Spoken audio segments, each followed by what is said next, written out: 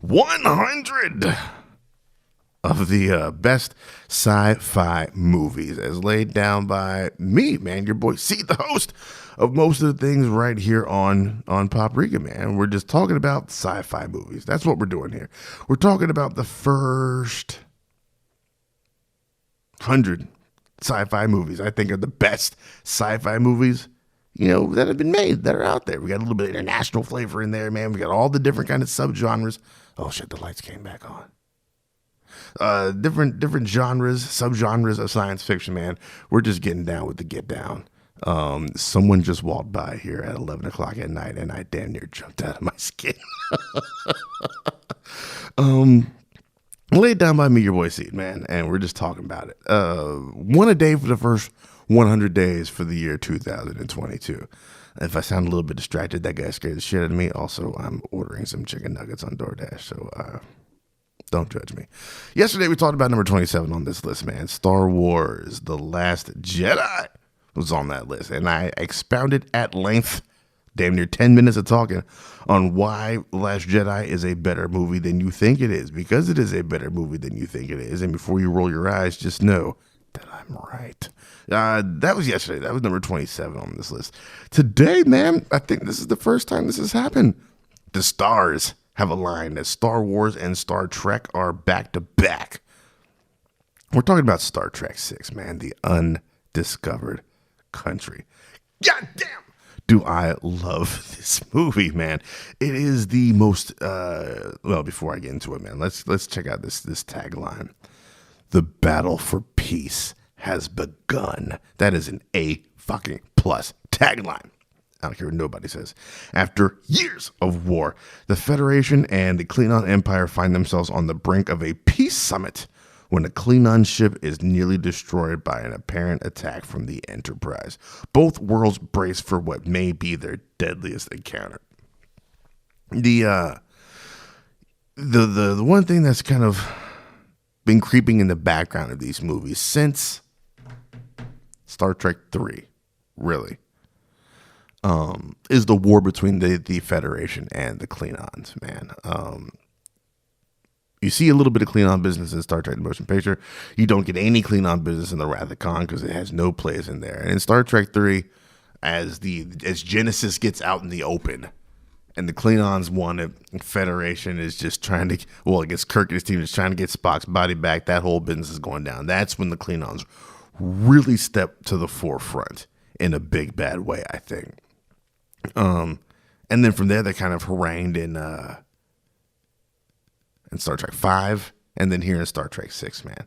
It's just a damn good movie. There is no better send-off of characters in movie history than there is, I do believe, in Star Trek 6, man. A great adventure. A lot of references to Shakespeare, especially Hamlet, all throughout, and Klingon as well. A man coming to grips with his racism all throughout this movie. The obvious undertones, I wouldn't even call them over to the overtones of the falling of the USSR as the Klingon Empire is crumbling. The incident, quote unquote, incident that happens at Praxis is allegorical for Chernobyl and how that was kind of the beginning of the decline of the Russian Empire, the breaking up of the USSR, which apparently there's somebody out there right now that's trying to reform that shit. I've said it before. I've said it again 1,000,000 times. The best science fiction holds a mirror to our real life world and uses these real life events allegorically to tell these other stories. And that's what's happening here in Star Trek 6.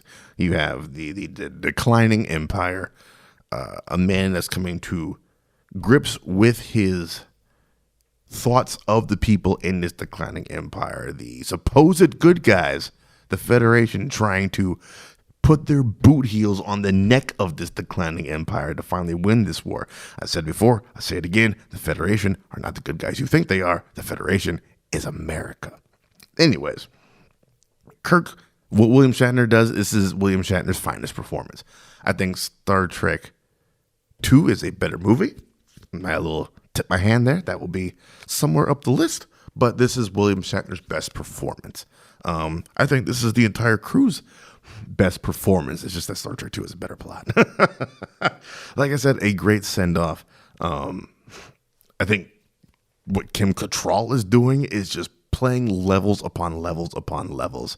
You know, a lack of communication is also a huge thing. Spock is trying to tell, what's her name?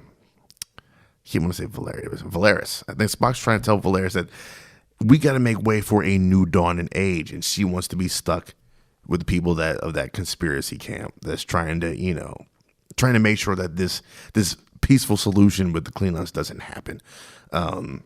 They're trying to keep to the old ways, right? Where Spock is trying to tell Valeris that, hey, we got to prepare for new times ahead. She's just not hearing him, man. And Valeris is trying to tell him, hey, we can't trust these motherfuckers. And Kirk is trying to tell Spock, hey, let them die. You can't trust these motherfuckers. Sometimes you just got to be that first person to let your walls down in order to help let the other people let their walls down as well. Great movie. The age is starting to really set in and show. It was a great final send off. I don't remember who did the score for this. I gotta look that up, man. Whoever did the score for this, just Cliff Idleman. God damn, one of the best Star Trek scores that's out there, and it grips you emotionally. This has bonus points of being the first soundtrack I ever listened to. My grandma got it for me for Christmas, and I was like, hold on, you can just listen to the music from movies? That's a thing, they just put it out on CD? And I have listened to this soundtrack for 30 years now. Yeah, for about 30 years now, just over and over and over again, because they really fucking nailed it here. And that is it, man, for this episode. Man, if you don't like Star Trek, what's wrong with you? There's something wrong with you, damn it. But it's such a fun, it's a good balance of fun and a weighty topical issue. It's not like Star Trek 4 where they go way too far into the camp. It's not like Star Trek 2 where that shit is fucking serious, man. Khan is out to kill this motherfucker. It's a good balance between a fun movie with like the sabotage shit and with Iman down on Repente and McCoy just being fed up with Kirk's womanizing and the guy having his balls in his knees, and an actual message of, you know, hey man, sometimes you gotta tear that wall down. So that's it for number 26 on the list. We'll be back in 24 hours to talk about some more sci-fi right here on Paprika.